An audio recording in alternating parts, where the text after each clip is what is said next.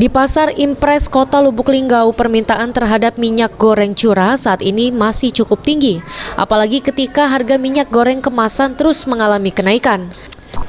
Salah satu pedagang, Apiau, mengatakan dalam sehari minyak goreng curah mampu terjual sebanyak 1 drum atau sekitar 180 kg. Rata-rata pembelinya merupakan pedagang gorengan dan juga warung kecil. Sedangkan harganya yaitu Rp17.600 per kilogram untuk pengecer atau pembelian menggunakan dirijen. Terkait rencana pemerintah yang melarang penjualan minyak goreng curah mulai awal Januari mendatang, Apiau mengaku cukup keberatan, mengingat pelanggannya sangat tinggi. Namun apabila kebijakan tersebut diterapkan, pihaknya akan fokus berjualan minyak goreng kemasan dengan harapan harga minyak goreng bisa segera stabil.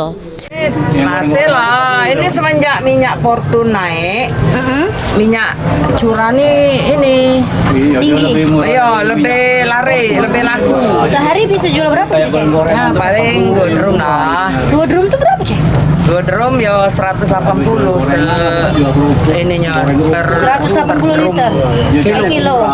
Larangan penjualan minyak goreng curah per 1 Januari 2022 mendatang lantaran sangat bergantung pada harga bahan baku, yaitu minyak sawit mentah, sehingga harganya sulit terkendali.